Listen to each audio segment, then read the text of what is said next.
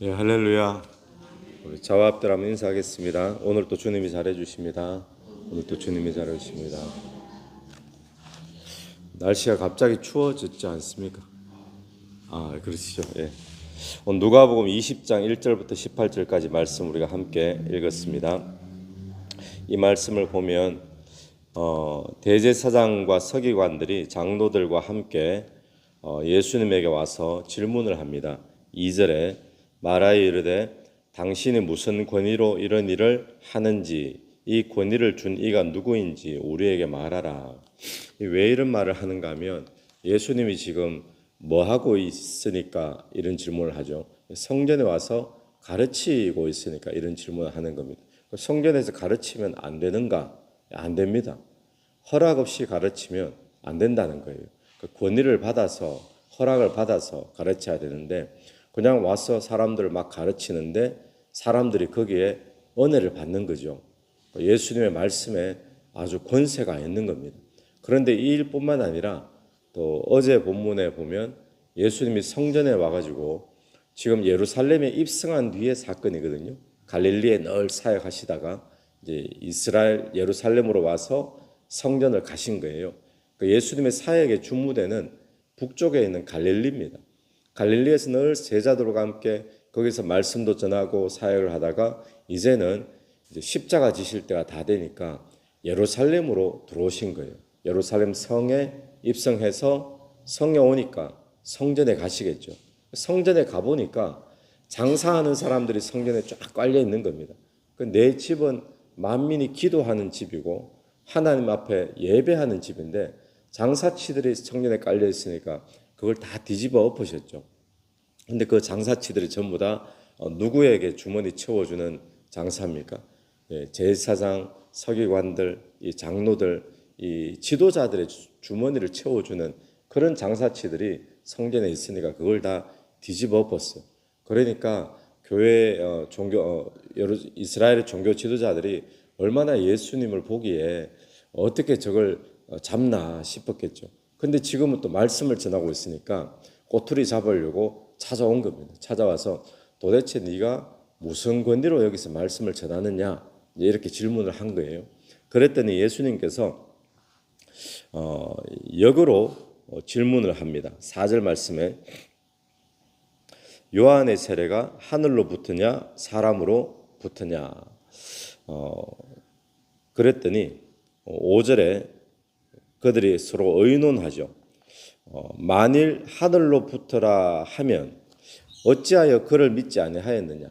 그는 요한입니다. 요한. 왜냐하면 이 말은 뭔가 하면 요한이 예수는 그리스도인 것을 간접적으로 증거를 했거든요. 사람들이 예수에 대해서 그래도 당신이 누구냐 뭐 했을 때 나를 보증해 줄 수 있는 사람은 뭐 누구 있습니다 이렇게 말하는 것처럼 예수님에게 당신 누구냐 하니까 나를 보증해 주는 사람이 세례 요한입니다. 세례 요한은 그 당시에 온 이스라엘 백성들이 다 아는 그런 하나님의 선지자로 알려져 있는 사람이었어요. 그러니까 이들이 다시 한번 보십시오. 만일 하늘로 붙어라 하면 그 세례 요한의 권위가 하늘로부터 주어진 것이다 이렇게 말한다면 그럼 왜 너희들 세례 요한이 나를 증거했는데 나를 믿지 않느냐 이렇게 하는 꼴이 될 것이고 또 6절에 만일 사람으로 붙어라 세례 요한의 권위가 사람으로부터다 이렇게 말을 하게 된다면 백성이 요한을 선지자로 인정하니 그들이 다 우리를 돌로 칠 것이라. 그러니까 지금 이렇게도 말 못하고 저렇게도 말 못하고 그런 입장이 된 거예요. 그런데 7절에 보십시오. 그래서 이들은 뭐라고 대답하는가? 대답하되 어디로부터인지 알지 못하노라 이렇게 대답을 해버렸어요. 어디로부터인지 알지 못하노라. 그러니까 예수님도 그럼 나도 말 안 하겠다 이렇게 돼버린 거예요. 그러니까 지금 7절에서 이들이 어디로부터인지 알지 못하노라. 이들이 예수님의 권위를 그러면 어디에서부터 온 것으로 정리를 해야 사실은 자연스럽죠. 네, 세례 요한이 선지자인 것을 온 백성도 알고 이 종교 지도자들도 알고 있는데 그런데 세례 요한의 증거가 예수를 증거하니까 말 이렇게 하면 안 되겠다. 우리가 모르겠다 이렇게 얼버무려 버린 거죠. 무엇 때문에 그랬을까요? 어떤 유익이 있으니까. 지금 대제사장, 서기관, 장로들 이런 종교 지도자들에게 자기의 유익을 위해 가지고 예수 그리스도가 병자도 고쳤고 귀신도 쫓아내고 수많은 권세가 있었는데 이런 것들을 자기 이속 챙기고자 알면서도 인정하지 않고 스스로 부정을 해버렸다는 겁니다. 여러분 오늘 우리가 예수 믿으면서 우리의 삶에도 이럴 수가 있다는 것을 우리가 기억을 해야 됩니다. 우리가 예수 그리스도를 인정할 것이냐 아니면 내 이속을 챙길 것이냐 이 갈등들이 우리에게 늘 주어질 때가 많죠. 그러니까 지금 딱 그 딜레마에 빠진 게 이 종교 지도자들의 모습이었거든요. 그러니까 오늘 또 우리가 예수를 섬기면서 주일날 당연히 주일날은 예수를 인정하죠. 예배 때 당연히 인정하죠. 그런데 월요일부터 금요일까지 주말까지 내 삶의 현장에서 예수를 인정해야 될 때, 예수를 나의 주라고 고백해야 될 때, 예수는 하나님의 아들이라고 인정하고 고백해야 될 때가 있는데 그럴 때에 내 이속과 충돌이 된다면 그냥 우리도 얼버무려 버리고 또 예수를 인정하기보다 차라리 잠깐 한번 내 욕심 챙기고 내 이속 챙기고 그렇게 우리가 흘러가는 경우가 있어서는 안 될 줄로 믿습니다. 오늘 이 대제사장 서기관 이 리더들에게는 예수님을 인정할 수 있는 좋은 기회가 되었죠. 믿을 수 있는 기회가 되었는데도 불구하고 그냥 거기서 자기 이속 때문에 예수를 부인하게 되더라라는 사실입니다. 그러고 난 뒤에 예수님이 비유를 말씀하십니다. 9절 말씀, 한 사람이 포도원을 만들어 농부에게 새로 주고 타국에 가서 오래 있다가 포도원을 만들었습니다. 누가요? 한 사람이. 그러니까 여기 한 사람은 주인이라고 볼 수 있겠죠. 그리고는 농부들을 세워서 새를 주고 타국에 오래 있다가 10절 때가 이름에 포도원 소출 얼마를 바치게 하려고 한 종을 농부들에게 보내니 농부들이 종을 몹시 때리고 거저 보냈거늘 이거 소출을 안 보내고 그러니까 빈손으로 보냈다는 겁니다. 그러니까 여기서 한 사람 주인인데 주인은 누구를 비유하는 걸까요? 하나님. 포도원을 만들었어요. 이거 포도원은 이스라엘 족속들 농부에게 맡겼습니다. 농부는 누굴까요? 이스라엘의 종교 지도자들 농부에게 맡겼는데 새를 주고 있다가 이제는 소출을 얻어야 되는데 종을 보냈어요. 종을 보내니까 종을 막 때리고는 빈손으로 돌려보내고 두 번째도 그렇고 세 번째도 그렇게 하는 거예요. 그 종은 누굴까요? 주인이 보내는 종, 하나님이 이스라엘 백성들에게 보내는 종, 선지자예요. 선지자들을 한 명 보내고 그 다음 세대에 또 보내고 그 다음에 또 보내고 계속 보냈는데 그들마다 늘 핍박당했죠. 죽임을 당하기도 하고 그러니까 마지막에는 아들을 보냅니다. 아들을 보내면 존대하겠지 해서 보내는데 14절 보십시오. 농부들이 그를 보고 서로 의논하되 이는 상속자니 죽이고 그 유산을 우리 것으로 만들자 하고 포도원 밖에 내쫓아 죽였느니라. 포도원 밖에 예수님의 십자가 죽음이 영문 밖에 있었잖아요. 포도원 밖에서 죽이니라. 그러니까 이 비유가 얼추 이렇게 하나님과 선지자와 또 아들까지 보냈는데 종교 지도자들은 어떻게 해요? 배척하고 결국에는 어떻게 한다는 겁니까? 지금 예수님을 죽일 것이다. 그 비유를 하는데 사람들이 이 비유를 알아들었습니다. 알아들어가지고 16절 마지막을 보십시오. 그래서 결과는 심판이 있을 것이라 그랬죠. 그러니까 16절 마지막에 사람들이 듣고 이르되 그렇게 되지 말아지이다 하거늘. 이렇게 되면 안 됩니다. 지금 사람들이 이 비유의 내용을 알아들은 거예요. 자, 이 비유에서 여러분 우리가 받을 교훈은 무엇인가 하면 주인이 있습니다. 근데 주인이 다 맡겨줬어요. 그리고는 그 주인이 때가 되어서 주인 것을 찾으러 오는데 농부들이 안 내놓는 거예요. 이러면 됩니까? 안 됩니까? 이러면 안 되는 거잖아요. 결국에는 심판받게 된다. 그 이야기를 하는 거죠. 그럼 오늘 우리에게도 주인이 있는데 주인을 거부하는 인생이 되지 않게 되기를 바랍니다. 오늘 또 하나님께서 우리에게 다 맡기신 거예요. 우리가 사도신경 첫째 주 할 때 사도신경의 고백이 어떻게 시작했습니까? 전능하사 천지를 만드신 하나님 아버지를 내가 믿사오니, 이 이야기는요 창조론을 이야기하려고 하는 고백이 아니에요. 이 이야기는 천지 모든 만물의 창조주가 하나님이기 때문에 하나님이 주인인 세상에 우리가 살고 있습니다. 그 이야기거든요.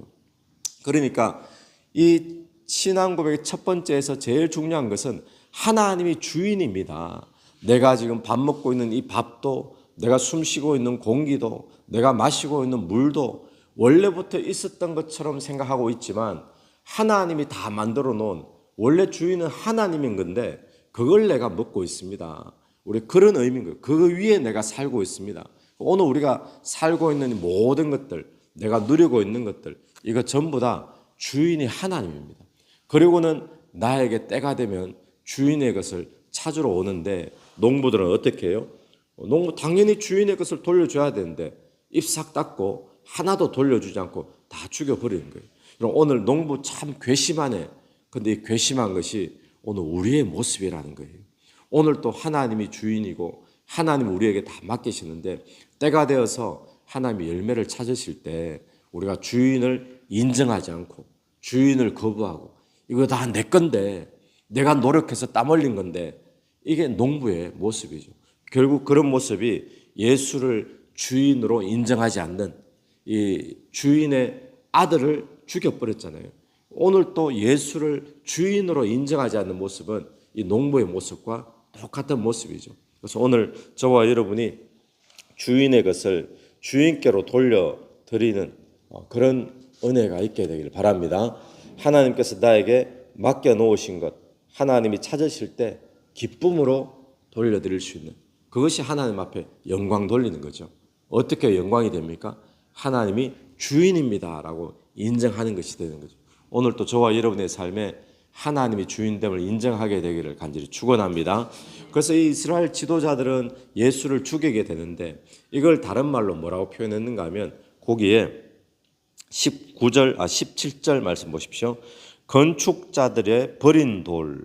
건축자들, 이 건축자들은 그럼 누굴까요? 이 종교 지도자들.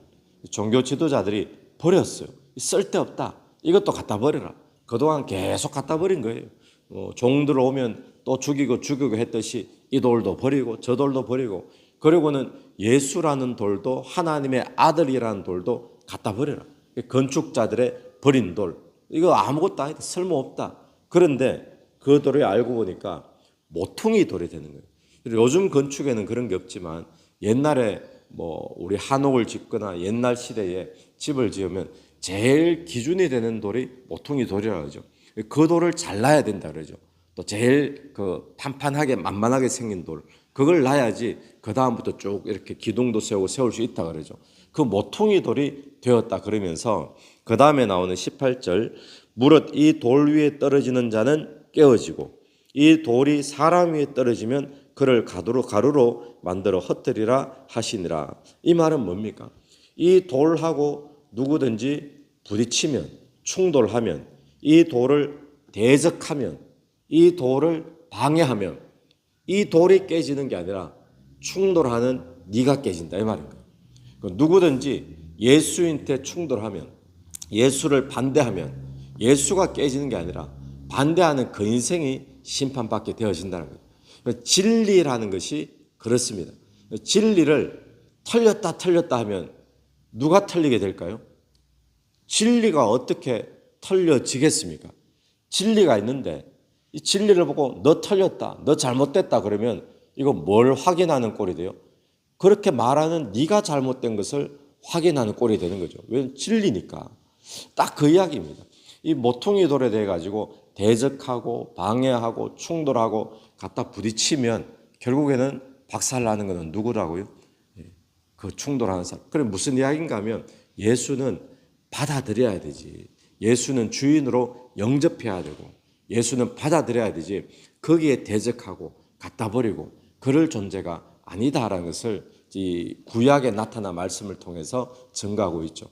오늘 우리가 두 가지 말씀으로 정리할 수 있는데 첫 번째 말씀은 무엇인가 하면 예수를 인정할 것이냐 아니면 자기 이속을 챙길 것이냐, 이 종교 지도자들의 딜레마였어요. 오늘 또 우리의 삶에 예수를 여러분의 삶의 현장에서 또 사람들과 만나는 관계 속에서 예수 그리스도를 하나님의 아들로 주인으로 인정하는 은혜가 있게 되기를 간절히 바랍니다. 두 번째는 주인이 있습니다. 지금 내가 누리는 것, 지금 내가 가지고 있는 것, 이거 전부 다 주인이 있고 주인이 언젠가 찾을 때가 있습니다. 그때 주인을 거부하지 말고 주인을 인정하고 주님 것으로 다 영광 돌리는 그런 저와 여러분 되기를 간절히 축원합니다. 같이 기도드리겠습니다. 하나님 아버지, 오늘 감사합니다. 오늘 또 이 말씀을 통하여서 우리가 종교 지도자들처럼 그런 딜레마의 실수에 빠지지 않기를 원합니다. 예수 그리스도를 하나님의 아들로, 예수 그리스도를 내 삶의 주인으로 삶의 현장에서 인정하는 저희들이 될 수 있도록 인도하여 주시옵소서. 하나님 또한 내가 지금 가지고 있는 것, 누리는 것, 또 내가 거둔 모든 것들 내 것이 아니라 주인이 있는 것을 기억하며 그것을 주인께로 영광 올려드릴 수 있는 삶이 되게 인도해 주시옵소서. 이 새벽에도 각자 기도하며 나갈 때 기도 속에 성령께서 역사해 주시기를 간절히 원하오며 예수님 이름으로 기도드립니다. 아멘. 오늘 솔로몬 출발하는데요. 오늘 기도 가운데 우리 솔로몬 선교 위해서도 기도해 주시기를 바랍니다.